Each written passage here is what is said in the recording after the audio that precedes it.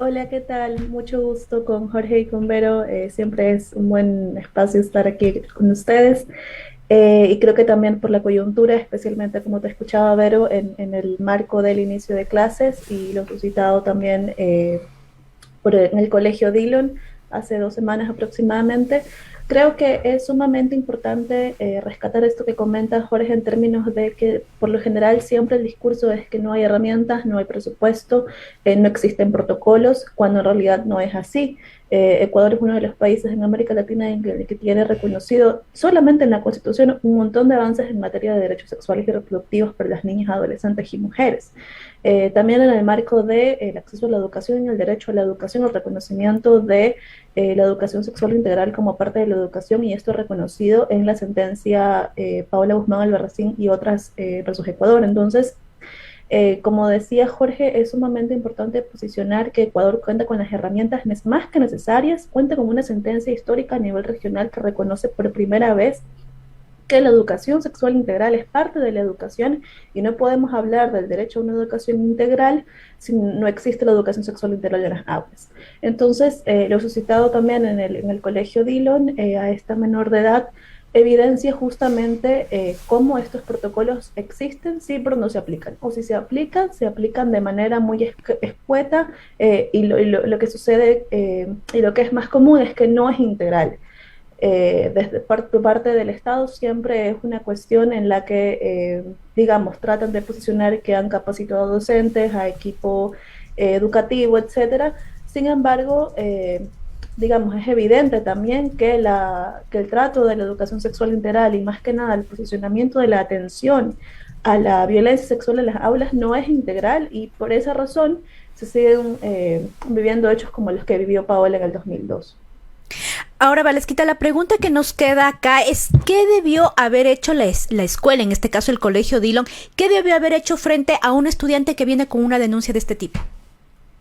Bueno, lo más importante y lo que debe ser de manera inmediata es separar al docente o a la persona, en este caso que elaboraba, entiendo que es el chofer del bus escolar en el que se transportaba la menor de edad.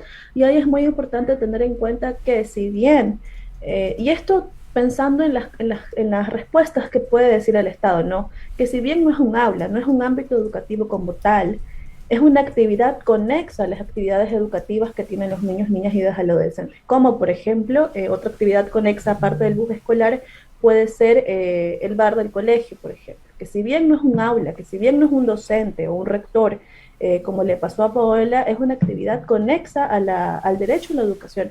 Y por eso no podemos dejar de lado a lo vivido por esta menor edad. Como te decía, creo que lo más importante ahí y dentro de los canales de atención y las rutas que se deben tomar es separar al docente o a la persona que está cometiendo la violencia sexual en contra de la menor edad inmediatamente. De ahí creo que lo más importante también y lo que se debe realizar es poner la debida denuncia, porque en muchos de estos casos, y es muy común en la mayoría de casos de la violencia de género, es que no se denuncian por temor justamente a lo que comentaba en este caso, lo malintencionada de la rectora, que es que no quería poner el nombre del colegio en juego, digamos, o que sea vea mal visto. ¿Cuál es uno de los países en los que 6 de cada 10 estudiantes han vivido algún tipo de violencia en las aulas? Entonces, es sumamente grave y este tipo de acciones son las que revictimizan en primer lugar, son las que luego permiten que más estudiantes puedan ser víctimas incluso del mismo docente o de la misma persona. Y en tercer lugar, son las que luego llevan a hechos como, por ejemplo, embarazos no deseados o incluso el suicidio, como le pasó a Paola Guzmán Albarracín. Entonces, es sumamente importante que los colegios, porque lo saben, Ujú. son parte, digamos, de las charlas que se brindan, son parte de las capacitaciones. Sin embargo, creo que la cultura de la violación y la cultura de la violencia sexual, especialmente hacia las niñas, niños y adolescentes en Ecuador, es algo sumamente grave que no estamos concientizando de la manera en la que se debe atender debidamente. Y un tema justo parte de esa cultura lamentablemente naturalizada en torno a la violencia de género hacia la violación es poner en duda la palabra de la víctima cuando denuncia y este es uno de los factores de este último hecho establecido en el colegio Dillon, que claro, se puso en duda, que el estudiante llegó de ciertas características, no lo voy a replicar, pero otra vez se pone en duda y no solo en el nivel ejecución institucional educativa. Me refiero a la directora o a profesores y profesoras. Desde el presidente de la República que pide comprobar una violación o notarizarla o yo qué sé. Hay un tema que emana justamente desde estas representaciones políticas y que la palabra de las mujeres no es tomada en cuenta en estos casos para prevenir la violencia sexual o para establecer acciones de justicia y de reparación. Sí, hay algo sumamente importante, Jorge, que tú estás mencionando, y esto lo reconoce explícitamente la sentencia de la Corte Interamericana en el caso de Paola, es que los estereotipos fueron, digamos, la pieza clave para que estos hechos sigan sucediendo. Porque si el mismo rector, la misma rectora, el mismo equipo docente, las mismas autoridades, las mismas personas con poder, digamos, que tienen la capacidad de denunciar, que tienen la capacidad de reconocer este tipo de hechos, son las que los perpetran, entonces estamos hablando de que las escuelas, colegios no son lugares seguros para las niñas adolescentes, para las niñas, niños y adolescentes. Y eso es sumamente grave en términos de que no se puede entonces garantizar el derecho a la educación y el derecho a una vida libre de violencia, específicamente para los MNA. Creo que también ahí es sumamente importante rescatar lo que la Corte menciona en su sentencia, y es que estos estereotipos alrededor de las víctimas, y especialmente hacia las niñas, como lo mencionabas, permiten que, lo que mencionaba hace un momento, se recaiga la revictimización al momento de que suceden los hechos, y es por eso que no se denuncia, y también permite y crea un ambiente de impunidad. Y si es esta idea de que si la misma persona con autoridad, el rector, la rectora, no protege a los niños o, digamos, no garantiza los mecanismos de manera adecuada o de manera integral o no denuncia estos hechos, entonces también estamos vulnerando el derecho de educación.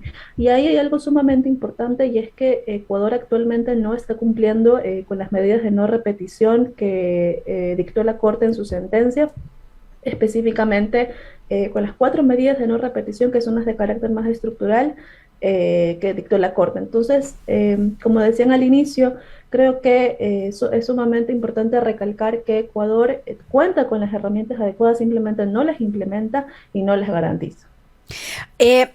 Se mencionaba, acá tenemos un dato en Wambra de que alrededor de 4.854 denuncias de violencia sexual contra niños, niñas y adolescentes se presentaron entre el 2015 y el 2017. ¿Qué pasa con el Ministerio de Educación? Tuvimos, por ejemplo, las denuncias en contra del exministro Augusto Espinosa en relación con que se prefirió también tapar todo este tipo de denuncias, no sacarlas a la luz, no investigarlas. Además, no se sabe qué pasó con ellas, pero ahora, digamos, lo mismo prácticamente ha pasado con los otros ministros de educación. ¿Qué está pasando en el ministerio? Creo que hay que entender el rol del ministerio como el ente rector de todos los canales de atención que deben suceder para la prevención y atención de la violencia sexual. Creo que también no hay que dejar de lado sí, el Ministerio de Educación como el ente rector que articula incluso las políticas públicas en materia del derecho a la educación, y también otras instituciones como por ejemplo, en este caso la Secretaría de Derechos Humanos e incluso las instituciones de la función judicial. Creo que la interinstitucionalidad lamentablemente en Ecuador, al menos en este tema, no existe, porque podemos tener, como lo mencionaban hace un momento, sí, una ministra de Educación que determina acción y sin embargo la función judicial no la cumple, o permiten que se denuncie y el proceso queda ahí. Entonces, lamentablemente, la mala práctica de interinstitucionalidad en el Ecuador para atender estos casos, que debería ser, digamos, la más adecuada y la más eficiente, no existe. Y específicamente el Ministerio de Educación tiene ahí un rol muy, muy importante, que es el de la prevención y la atención. No puede ser el ente rector que encubra justamente estos actos o que permite incluso que queden en la impunidad. Lamentablemente, el Ministerio de Educación ha quedado simplemente, digamos, para canalizar estos actos. Sin embargo, no ha tomado un rol más activo, y eso es lo lamentable al momento de que estamos hablando incluso de que es un colegio público, es un colegio fiscal, entonces está, digamos, más directamente relacionado con el Ministerio de Educación. Y justamente de estas acciones que pueda tomar familiares, de estudiantes, vamos justo a esta parte más de la exigencia y de la movilización. Veíamos que sobre el silencio de la administración de gobierno, porque el señor Guillermo Lasso no dio ninguna declaración al respecto días posteriores a lo sucedido, el Ministerio de Educación también guardó su respectivo silencio, y la misma institución, quienes salieron a visibilizar esto fueron las mismas compañeras y estudiantes del colegio, me refiero a lo que pasó en el colegio Dillon. Luego se sumaron otros estudiantes, el colegio 24 de Mayo, el Simón Bolívar, pero veíamos un aura también como de acciones de protesta, de exigencia, pero un poco limitadas y restringidas hacia que puedan comentar, qué sanciones puedan tener por comentar en contra de la institución. ¿Qué pasa en estos casos cuando tememos denunciar porque nos vayan a quitar el cupo del colegio? Está bastante complicado el acceso a la educación en el país, entonces sí, ahora lo vamos a pensar dos veces, a pesar de que es legítimo exigir justicia. ¿Qué pasa en esos casos? Las instituciones educativas deberían de garantizar justamente estas protestas o esta exigencia de justicia hacia lo que se está dando al interior de sus unidades. Sí, justamente creo que ahí quien ha tenido un rol más activo en la exigencia de justicia, digamos, han sido las chicas y los chicos, parte de los colegios, como lo vimos en la movilización que realizaron varios días la semana pasada. Creo que también ahí hay que entender justamente cómo rescatar estos hechos. Creo que hace muchísimos años esto no hubiera sucedido. Creo que ahora hay una conciencia y gracias a los chicos, en realidad a los jóvenes que han, el acceso a Internet, el acceso a información ha sido clave para que esto pueda suceder y digamos, canalizarse de la manera correcta, que eso es lo más importante. Creo que ahí también este temor que comentabas alrededor de las represalias, digamos, que pueden ser, de las que pueden ser víctimas solamente por manifestarse en contra de la violencia sexual en su propio colegio, es sumamente grave también, y esto debe entenderse como parte de todo el proceso de revictimización que viven las víctimas de violencia sexual en las aulas. Es decir, el simple hecho de que una compañera, un compañero esté siendo víctima de violencia sexual por parte de una autoridad de mi colegio y yo no lo pueda denunciar porque voy a ser yo quien viva las consecuencias, es parte primero de esta cultura de violación que viven y que hablábamos hace un momento, y en segundo lugar parte de la impunidad. Y esa es la razón por la que vivimos en un país donde, por ejemplo, 6 de cada 10 mujeres o niñas han vivido algún tipo de violencia sexual. Y en ese sentido también, porque los mecanismos o los protocolos que existen y que deberían ser garantizados de manera integral no se cumplen. Y porque también no existe una ruta, digamos, que permita que, sí, ok, un rector o una rectora no lo quiso denunciar, entonces, ¿qué va a pasar con ese rector? ¿O qué va a pasar con las instituciones o las autoridades que son parte de ese colegio? Eso es lo más importante y que es lo que no permite que suceda la impunidad, que es lo que es más común en estos casos, o que simplemente sean separados, los niños, niñas, adolescentes que están siendo víctimas sean separados del colegio y tengan que buscar otro colegio.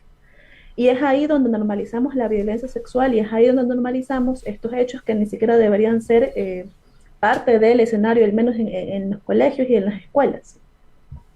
Ahora también a raíz de lo sucedido en el colegio Dillon, acá Wambra nos llegó una denuncia igual de un caso de violación a una menor dentro de otro espacio, si bien no es una escuela pública, pero sí también un tema de educación privada, estamos hablando de una academia de música. Entonces, ¿cómo también mirar estos otros espacios que si bien no están en la educación convencional, pero son de pronto educación complementaria y otras actividades que también digamos, hacer frente a estos casos? Lo más importante, y es ahí cuando las organizaciones de sociedad civil son las que han tenido un rol, es la denuncia y el acompañamiento. Porque en muchos casos acceden a las instituciones judiciales, como hablábamos hace un momento, pero viven una revictimización en la que simplemente a veces ni siquiera les quieren tomar la denuncia.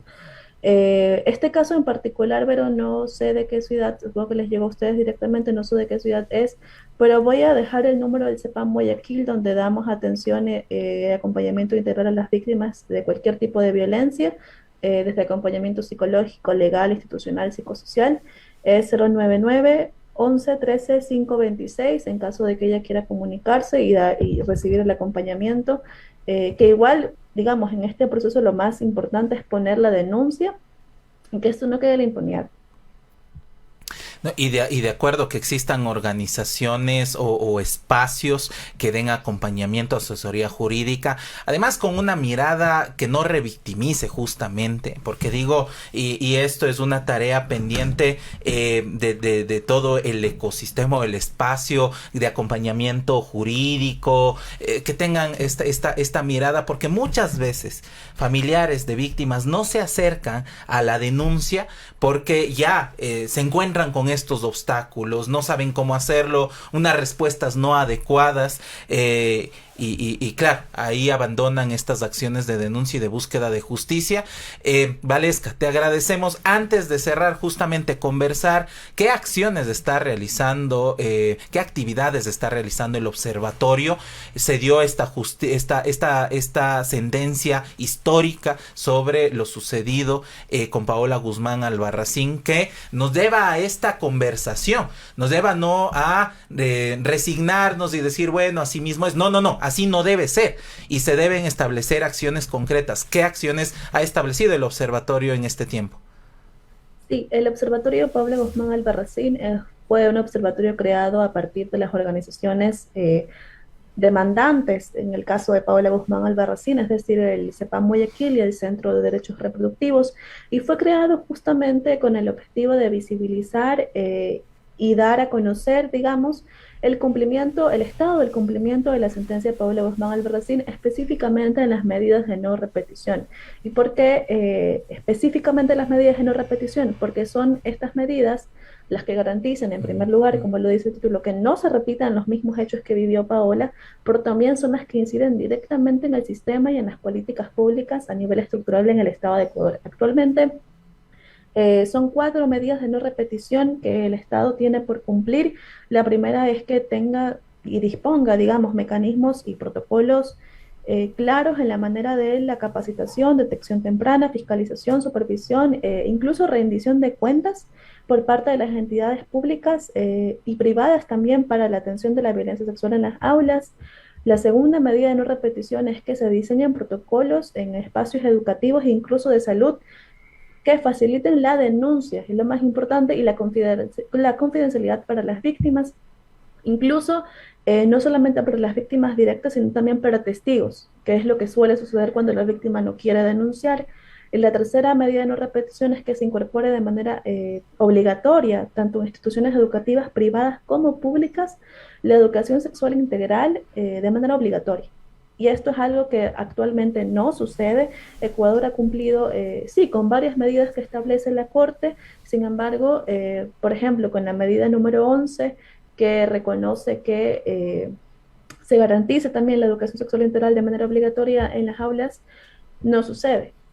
Actualmente no contamos con una materia de educación sexual integral en el currículum educativo de ningún colegio, y si sucede, digamos, es de manera aleatoria, no es de manera integral y permanente. Y la cuarta denuncia es que justamente se adopten campañas de sensibilización por la educación sexual, y esto no sucede tampoco. Es por eso que el observatorio se creó, en primer lugar, para vigilar el cumplimiento, y en segundo lugar, para vigilar el estado de la sentencia y que estos hechos no queden a la impunidad. Valesca, muchísimas gracias por esta entrevista para Wambra. Un tema, como decimos, bastante complejo, pero necesario seguirlo tratando, seguir insistiendo en esto todos los días, en el tema de la denuncia, pero además en el tema de las acciones que las unidades educativas, el Ministerio de Educación debe seguir tomando, porque como decíamos, son varios casos, no hay solo uno, sino son varios casos. Además, hay la sentencia de Paola Guzmán Albarracín, la comisión de Ampetra, bueno, tantas otras herramientas que todavía el Estado ecuatoriano no lo ha podido implementar, y pesa más terriblemente este nombre de la institución en los colegios emblemáticos además. Bueno, muchísimas gracias, Valesca. Gracias a ustedes, todos también.